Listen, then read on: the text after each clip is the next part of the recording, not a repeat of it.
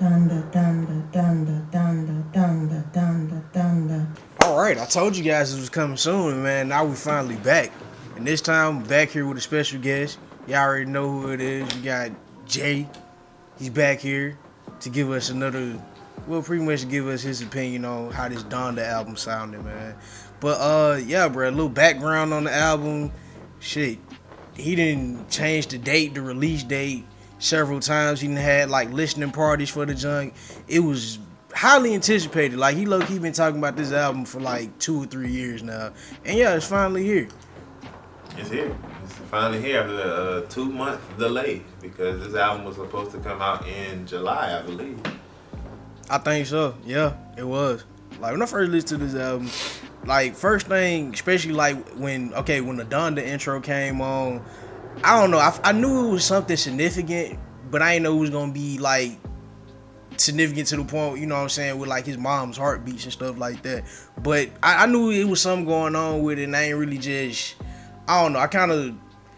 I ain't think deep about like how everybody is like, oh, this some satanic junk, da da da da da. Like, nah, bro. You know, Kanye, when Kanye do some shit, he do some shit for a reason. So, True. and then just Very going true. into the next song, which was like Jail. Like, I don't know. Listening to that song made me feel like this album was gonna be like super like very lively, like in the like stadium sort of sense. Like listening to this, like listening to Jail, I was just like, damn, you know, this shit. I know this shit sounded great in the damn Superdome, wherever they was. Yes. I And that, agree. I was saying that's how I felt that's how I felt about the entire album. Like the way that production wise, you know what I'm saying, like the way this shit sounds, it sort of reminds me of like what he tried to do with Graduation. He said he wanted Graduation to be like one of them albums that could be played like during events. You know what I'm saying? He made that stadiums, you know, and that's the production vibe that I got from him. There's some other production things going on too, but I'm gonna jump into them. I'm gonna let you get out ahead and go. All right. So, boom. Initial thoughts after. Well, the first listen, I was kind of. First listen, I'm just trying to see what this album's about. Being that the listening party that he had two right here where I'm at in Atlanta, Georgia. Shout out to the A. But yeah, I was kind of mad I didn't go, but I hear people talking about it and sharing posts and stuff and just saying like, oh my God, this is amazing and stuff like that. So I was pretty hyped for the album. So our first initial listen, it kind of caught me off guard, especially with the Donda chant to start it off. Yeah. I didn't know what it meant, like the whole, that was supposed to be his mom's heartbeat or whatever. And now knowing that, I'm just like, that's pretty cool. I mean, could he have gone about that a different way?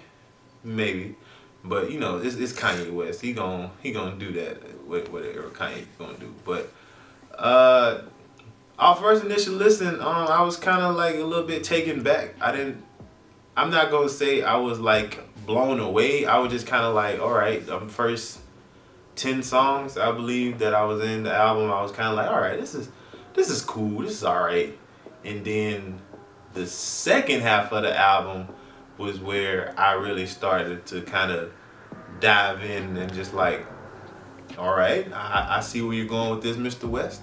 It started to progress very angelic. Yeah, the word I'm looking for, angelic.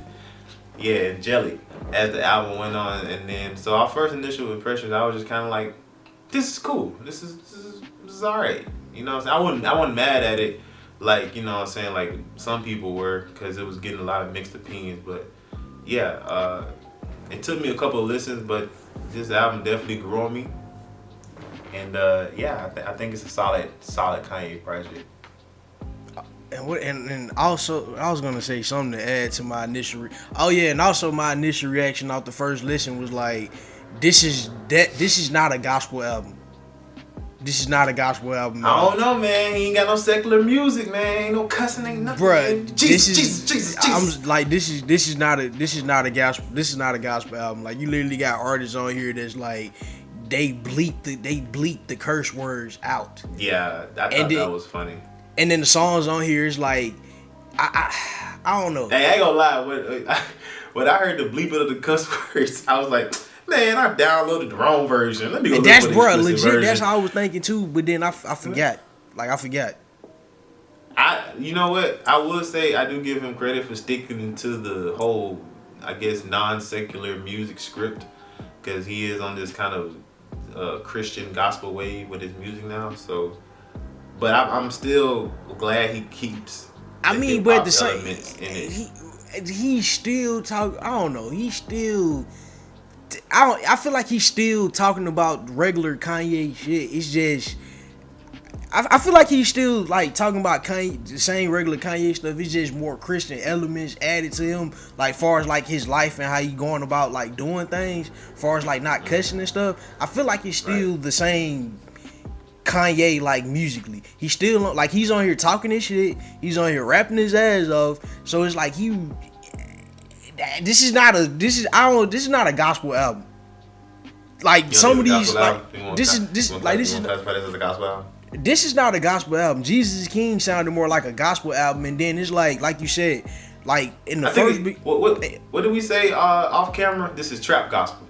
This is pretty much trap gospel. In the first half of this album, like the production for the most part is trap. Like yeah, you got like little songs here and there, like the song he had with like the song he had with Lil Baby in The Weeknd. You know what I'm saying? Songs that sound like that. But for the most part, like it's just. It's mostly trap, and then it's like you get to the second half. That's when the gospel really started showing. Like I feel like it hit like a shift after the Donda track. Talking about the one with his mom talking. At this thing, when I went back and listened to it again, and let me just say this: for this album to be like damn near 2 hours long, to me it didn't feel like that. Like. As I was listening to it, though, I guess the first initial listen, it felt like that to a certain extent. But as the album progressed, the songs did get shorter. Besides "Jesus Is Lord," which is God, yeah, one of my favorite tracks personally. But it is like you were saying, the way the tracks went, as far as like how he started it off, is definitely like a lot of hard hitting beats and stuff. Like he comes in with Jail, which is just grandioso of just harmonizing and choir singing. And I thought that was a dope way to bring in the album. I enjoyed Jay-Z's verse, of course. Yeah. And then he goes to God Breath, or Breathe. Oh, yeah, God Breathe. I was like, I don't know how to feel about this song. I liked it. I liked that song immediately, and that shit made me think about Yeezus. It did give me a Yeezus feel, but I think what took me kind of took me out the song a little bit was like, okay, he has some vocals, and then he comes in and just, I know God breathed on this. I know God breathed on this, and then after that it's just instrumental. I don't even know if it's instrumental. It's just like this haunting, almost like I'm walking through a chapel, you know, like them old big castle chapels like from back in the old days, and it's kind of like it's low key kind of creepy, kind of creeped me out a little bit. But I was like, all right, he could have shaved off a cool 30 seconds to a minute off this song. Honestly, about a minute, 2 minutes to a minute and a half off of it. But I understand where you're coming from. So that kind of took me out of it a little bit. But you know what I'm saying, that track, it wasn't bad. You know, I enjoyed Bori's vocals, like, and shout out to Bori. I'm definitely gonna check his music out some more, because that's his name. Definitely got some potential. Yeah, that's I believe he signed to Meek Mill. Meek Mill. I know. I heard his voice. I heard his name somewhere. But yeah, okay, he's the unknown feature that I kept hearing. And then he goes to Off the Grid, which is this hard hitting beat ass trap beat production that switches to drill when Fabio Foreign comes in. Kanye sounded good on drill. Yo, Kanye sounded amazing on drill. Kanye sounded great on drill. Surprised. And that's the thing about it though, like as the album progresses, and like we talked a little bit about it off camera, but I feel like if you're gonna put like a concept and a theme to this album, I really feel like from beginning to end, it's almost like you going from hell to earth to heaven, in that order. Because as the album progresses, you go from this hard hitting production to this more softer, lighter production with Moon, 24 Hours, and Keep My Spirit Alive, Do Again, like just Come to Life, all them type of songs is just, him singing and things like that. And I ain't gonna lie, bro, Kanye always kind of had this cool singing voice that I kind of appreciate. Yeah, I feel like his singing like got when better Kanye too. want to sing, he sings, man. He kind of feel it.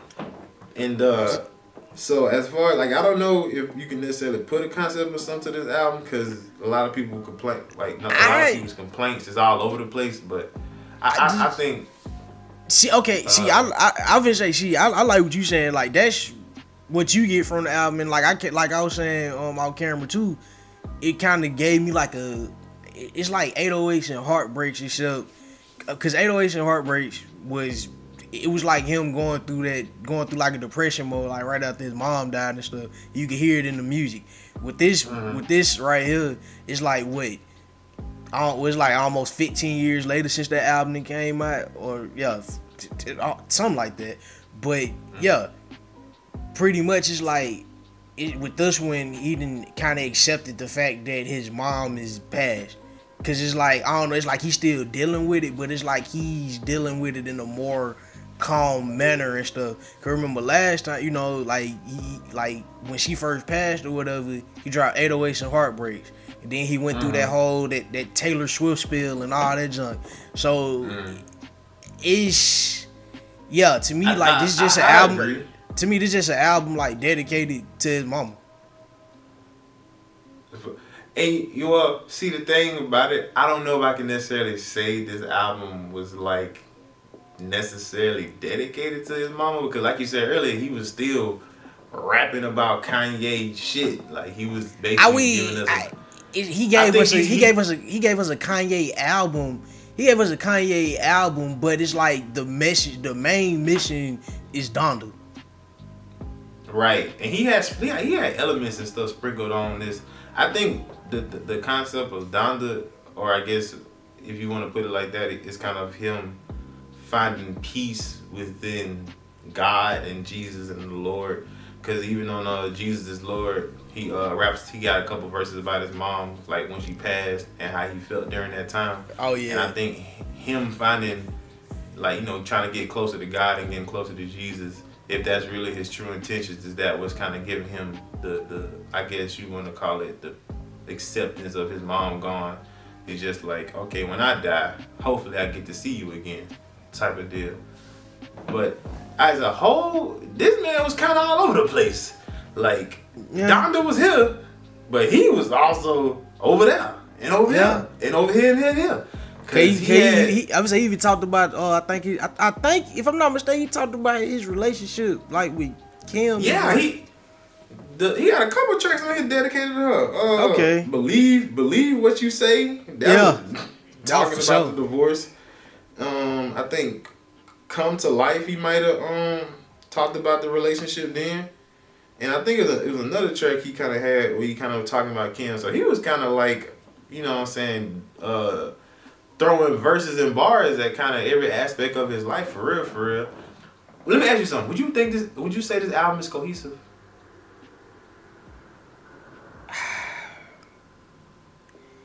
It's like not a sock. It's not okay. You say it's not okay. It's not. Oh, it's like, I don't know. It's like I agree. It's like I want to say it is, but I want to say it is because of like how the sound just shifted in that second half. Like pretty much after 24 on down, that's when you get into like the gospel sounding tracks, and you know what I'm saying, it's sort of like a divide, kind of like, I don't know, but then you get what I'm trying to say. Yeah. I think like damn, what am I about to say?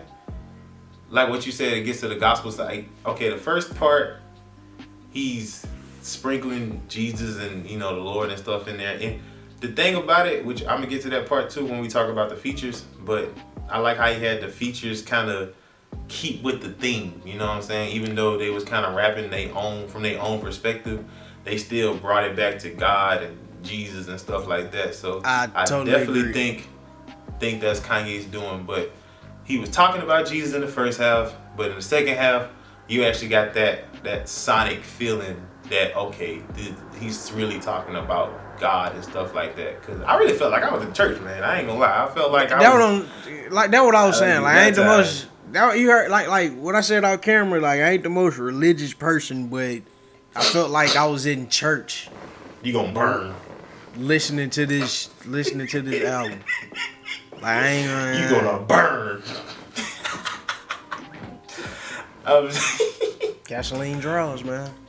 Oh my god. But yeah, so I want to say, so my favorite parts about this album was the sonics, the production on it. I felt like the production was amazing. The features, every single feature on this album killed their position in their spot. Besides a few, like I don't know why he had that Pop Smoke song on there. I definitely probably that Pop like okay, and okay, going back to the whole Donda tribute thing, I felt like that was sort of like a Pop Smoke tribute in a way. And then when I first listened to 24, like he ain't say nothing about Kobe, but just the album title. I mean, not the album, but just the song title. I'm just why like, do people think that song was about Kobe? Because when his Kanye like used a number and him and Kobe actually had like a relationship somewhat, if I'm not mistaken. You know what? I wouldn't put it past him that he could have probably dedicated a little bit of that to Kobe just by the name of it. But I guess when I heard the song, that I didn't get no Kobe references. But well, I was just like, why we call it 24? But he kept saying 24 hours. 24 hours. Yeah, I mean, yeah, you can spin it like that. That'd be a cool theory to judge on. But the things that I would say. Oh wait, what's your favorite part about this album? My favorite part about yeah, what you like best about the album? Kanye's rapping. That is something I did not mention. Kanye on here, like this is the most rapping he's done since the life of Pablo. True. Like, and I feel like this is reminiscent of old Kanye to a certain extent. Like, even the bars, like he had his little tongue-in-cheek bars back in there. Like, what he said? He was like, I think it was on the Hurricane song with Baby and The Weeknd. He was like, everybody hurts, but I don't judge rentals. And I was like, wait, hurts rentals? Wait, yes. Bars. Wait, hold on, what?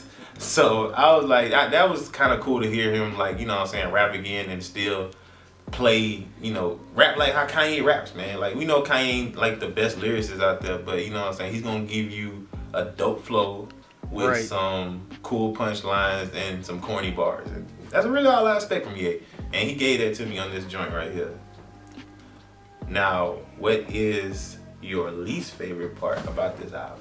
Least favorite part about this album? I can't see the features. What the fuck? I wish I knew some of these people. Okay, I like honestly. I think that's kind of. I don't know. Me personally, I don't know because I'm a music nerd. I like going and reading credits. Okay. I need to go and do that then. But yeah, I like reading the credits. But some of these people, I just didn't really. I don't know. I just didn't know who they were. And then, like, we were saying, like, least favorite part of the album. I ain't even gonna say it was my least favorite part. It was just, like, the most awkward part because it was just like, what the hell? Why is this here? That shabba loop up doop. Like, why? That's another song I probably would have did without remote control. Yeah, like he should have did something different with that song because I didn't really like the hook. Like, I didn't think it made any sense. Like, we got his own remote control, like a CEO. But you know what I'm saying? The more I play it, it kind of gets catchy a little bit. But at the same time, I feel like he could have did something different with that song. Especially if you're gonna put Thug on that song, you could come on now. It's Thugger, baby. Speaking of these features, what is he? Jail Part 1 and Jail Part 2. I don't know which one I like more. Like, I like both of them. I like the Jay-Z. You know what? I think I like the Baby version more than the Jay-Z version. And not saying the Baby had like a better version, nothing like that. But don't get it twisted. The Baby did have a great verse. Hey, I ain't gonna lie. We comparing verses. I might go with the baby because he snapped. I went. That's part. Exactly, and then not to mention like Jay-Z verse was cool, but I feel like his verse was more personal. Like he was speaking on him and his relationship with Kanye and stuff like that. So I thought that was cool to hear them two together. Like I think everybody just like that part because of the nostalgia. But if we talking about bars and rapping, man. And then sonically, Jail Part 2 sounds more liver than the Jay-Z version. Like it sounds like that's the one he added Marilyn Manson on. Okay, yeah, that one sound good. Like it just sound fuller. Yeah, it definitely sounds more grandiose. So I feel like if anything, he could have put the baby and Jay-Z on the part 1. I feel like Jail that should have been no reason for part 1 and part 2, basically. And that's why I'm mad at the part 2s at the end of this album. Like even with the Jesus Lord song, like you could have threw the Lokes on the original version. That nigga said the Lokes, nigga, the locks. The locks, you could throw the Lokes. That nigga said you could throw the locks on the regular version and been done with it. We are not gang affiliated, okay? We're not. You could have put the locks on that version and been done with it. And then the okay, like I just prefer the Lil Yachty version over the part 2 version. I think he should have threw my girl Shinsha or whatever the hell her name is. He could have threw her on part 1, and you know what I'm saying, with her and Yachty, because I forgot who else was on that song with Yachty too. Was it Vori? I don't know. Was it Vori? I'm telling you, bro, it was like one feature that kept popping up, and I'm like, bro, who is this? I know Vori's on a couple of them. I know he's on the I think that's what behind. Like that's what I think it is. It might have been. He's on No Child Left Behind, like, of course, God, Breath, and Joe. That joint. I ain't like the Junior joint. Like the Jonah? You said Junior. Junior. He had a Junior part 2 that had Ty Dolla $ign on it. Yeah, he could have kept that. He could have kept that too. Like honestly, all the part 2s, there was no need for the part 2s. To be real, he could have just kept it at No Child Left Behind, and then boom, he would have had a complete body of work. But speaking of that, another issue that I take with this album is how rough it sounds in some parts. I knew you was gonna get on this. I knew you was gonna get on the mixes. I knew you were. Don't get me wrong, the album production is beautiful, but it's just like, bro, why do you keep your vocals so damn rough, yo? Like, dude, you got some of the best musicians in the world working with you, and music God engineers. Breathe on it. Man, I'm like, he over here trying to channel his inner Yeezus, and I'm thinking of this thing like, bro, even Yeezus had better mixing on this shit than this. So I'm just like, bruh, I don't know. I feel like that takes the listener out the experience. I don't know, but then nigga, remember what you said on camera too though. You saying like he recorded this junk in the damn locker room. He did. He recorded it in all ass places. Like a part of me just feels like that's just what he wanted to do. Like it's a reason behind it. I feel like that's what he wanted to do too, but I don't know. At the same time, I think to some people, it'll sound unfinished. Like he really just recorded this yesterday and put it out today. Cause I heard, people were saying that he had people adding vocals and adding verses during the live shows. Yeah. So I'm thinking like he really just slapping some stuff together instead of just getting everybody parts and working on them and things like that. But I can say what you said earlier about how this album sounded. Like it sounded like it belongs in a stadium. I probably would think that is the reason for the way it's mixed, because it's like mixed to sound like to perform for real. Bruh, Jail, man, like Jail just sounds so that opening track, like bro, a Rihanna feature would have been perfect for that joint. Jail? Yes. Yeah, I can see Riri on that. She would have killed that verse too. She would have bodied that joint. Yes. But I like the fact that Playboi Carti was all over the place. Like, I don't know, it was one song. Even one song I wasn't really. Oh yeah, the Junior song. That was the Travis. No, that wasn't Travis Scott. That was the Praise God song. Who was on Junior? Was anybody on Junior? It was Playboy Cardi. Oh, Playboy Cardi was on Junior. So you And said Ty you Dolla did Sign. without Junior? Yeah, I didn't. I just That's, ain't. you the talking song about is- you could deal part 2? I'm talking about the original part 1. I just could do without that song as a whole. Like there's really no point. Like it's you I can say that about a bunch of songs on here, but it's like at the same time though, it's like I enjoyed the entire listening experience. Like I ain't really just skip through no songs for real. Well, oh yeah, on the song Jonah with Lil Durk. Who the hell is that singing? Is That's that Moray? That's Moray? No, that's Vori. That's Vori. Oh, okay, that's Vori. I know he be Yeah, I rapping said in he's some on too. Yeah, Vori got an interesting voice. I like the way he uses his voice on tracks. Another feature.